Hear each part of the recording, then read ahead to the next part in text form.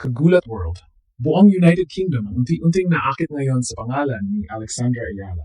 Mula sa pagiging batang Pinay prospect na nag-aaral sa akademya ni Rafael Nadal, ngayon ay isa na siya sa pinaka-pinag-usapang racing stars habang papalapit ang Wimbledon Championships. Sa kasalukuyan, nasa loob na siya ng World's Top 40 at patuloy na tumataas ang kanyang reputasyon matapos ang sunod-sunod na malalalim na runs sa malalaking torneo ngayong 2026 season. Mas lalong lumakas ang ingay sa United Kingdom matapos kumpirmahing kabilang siya sa mga pangunahing pangalan ng grass court season, kasama ang Birmingham Open at iba pang preparatory tournaments bago ang Wimbledon.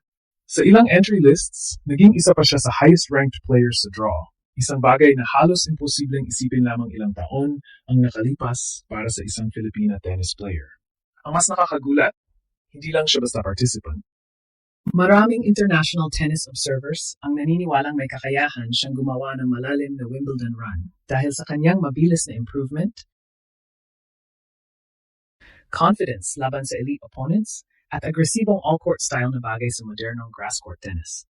Habang ang buong British grass season ay nakatutok sa malalaking pangalan ng WTA, unti-unti ring lumalaki ang spotlight kay Alex.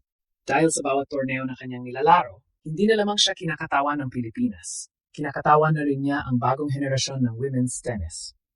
At habang papalapit ang Wimbledon, isang tanong ang umiikot ngayon sa social media at tennis circles. Posible bang ang Filipina sensation ang maging isa sa pinakamalaking breakout stars ng buong championships? Kung may isang pangalan na mabilis na umaangat sa usapan bago magsimula ang Wimbledon Championships, isa na ron, hindi man siya kabilang sa tradisyonal na powerhouse countries ng tennis tulad ng United States, Great Britain, Czech Republic o Poland, nagagawa niya makuha ang atensyon ng international media dahil sa kanyang tuloy-tuloy na pag-angat sa world rankings at sa kanyang fearless style laban sa mga top-ranked opponents. Ngayong 2026 season, mas lalong naging kapansin-pansin ang kanyang development. Nakapasok siya sa mga quarterfinals ng Dubai, nakapagpakita ng malalalim na runs sa Indian Wells at Miami, at nakalaban ng ilan sa pinakamahihirap na pangalan sa WTA Tour. Ang mga performances na ito ang dahilan kung bakit tumaas ng husto ang respeto ng tennis world sa kanya. Sa kasalukuyan, nasa loob siya ng top 40 ng WTA rankings at patuloy na lumalapit sa elite tier ng women's tennis. Ngunit bakit napakalaki ng interes sa kanya sa United Kingdom? Simple, grass court season na. At dito nagiging special ang sitwasyon ni Alex. Sa nakaraang mga taon, ipinakita niya ang kaya niyang mag-adjust sa mas mabilis na court surfaces. Ang kanyang left-handed game, mabilis na baseline exchanges, at kakayahang baguhin ang pace ng rally ay mga katangiang madalas gumagana ng maayos sa grass. Kaya naman bago pa magsimula ang Wimbledon, marami ng tennis analysts ang nakabantay sa kanyang progreso sa Birmingham, Nottingham, Eastbourne, at iba pang preparatory events. Sa katunayan, isa siya sa mga pinaka-prominenteng pangalan sa Birmingham Open entry list. Sa ilang projections, kabilang siya sa pinakamataas na seeded players ng torneo. Napakalaking bagay nito. Dahil hindi na siya tinitingnan bilang underdog lamang, unti-unti na siyang tinitingnan bilang contender. At kapag ang isang player ay nagsimulang makita bilang tunay na banta sa draw, doon nagsisimulang lumaki ang media attention. Naalala pa ng marami ang kanyang historic breakthrough bilang kauna-unahang Filipina na nakapasok sa Wimbledon singles main draw. Noon, ang malaking kwento ay history. Ngayon, iba na. Hindi na lang siya pumapasok para gumawa ng history. Pumapasok siya para manalo. At yan ang pinakamalaking pagbabago sa tingin ng tennis world kay Alex. Dahil sa Wimbledon 2026, hindi na sapat na sabihing inspiring story siya. Ang mas nakakatakot para sa kanyang mga kalaban ay ito. Unti-unti na siyang nagiging lehitimong threat sa pinakamalalaking pangalan ng women's tennis. Habang papalapit ang Wimbledon Championships, mas lalong lumalaki ang ingay sa paligid ni Alex hindi lamang sa Pilipinas, kundi pati mismo sa United Kingdom. At may dahilan kung bakit. Sa tennis, napakahalaga ng teaming ng pagpasok sa isang Grand Slam. Hindi sapat na mataas ang ranking mo. Kailangan mo rin pumasok sa torneo na may momentum, confidence, at respeto mula sa mga kalaban. At sa kasalukuyan, unti-unting nabubuo lahat ng iyon kay Alex. Ngayong 2026 season, nakagawa siya ng sunod-sunod na breakthrough performances laban sa mas mataas na ranked opponents. Umabot siya sa quarterfinals ng Dubai Championships, nakapagpakita ng malalim na runs sa Indian Wells at Miami Open, at nakapasok sa mga pangunahing WTA tournaments bilang isa ng lehitimong contender. Mas mahalaga pa rito, umakyat siya sa pinakamataas na antas ng kanyang career rankings at naging isa sa mga pinakakilalang pangalan mula sa Asia sa women's tennis. Kaya ngayon, iba na ang tingin ng international media sa kanya. Noon, kapag nababanggit si Alex, kadalasan ang usapan ay potential.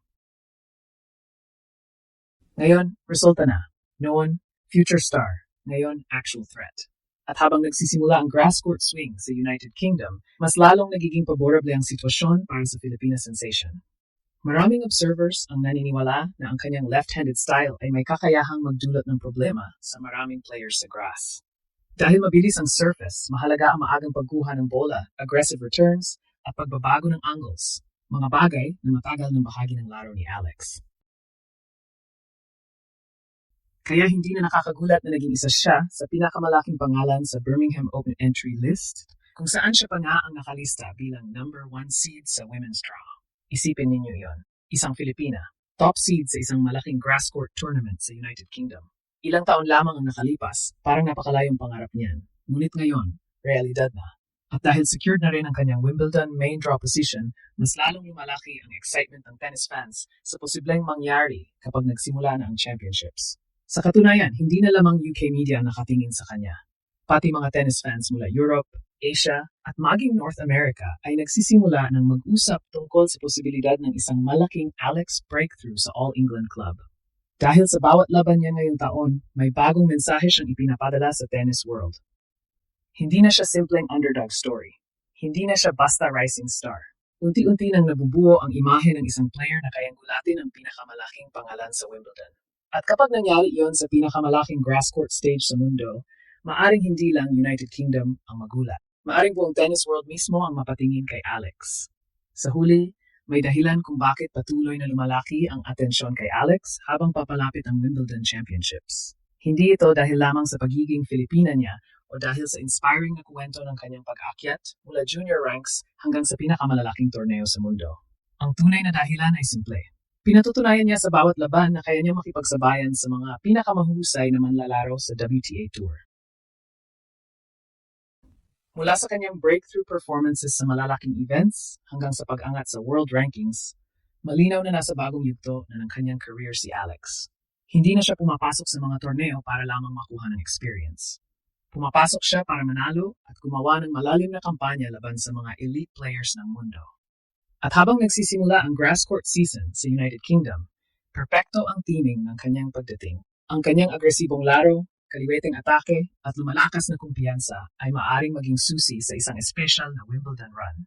Kung magpapatuloy ang kanyang kasalukuyang forma, posible na ang Wimbledon 2026 ang maging torneo kung saan tuluyang makikilala si Alex bilang hindi lamang pinakamahusay na tennis player sa kasaysayan ng Pilipinas, kundi isa rin sa mga bagong mukha ng pandaigdigang women's tennis. Ang dating pangarap ay unti-unti nang nagiging realidad.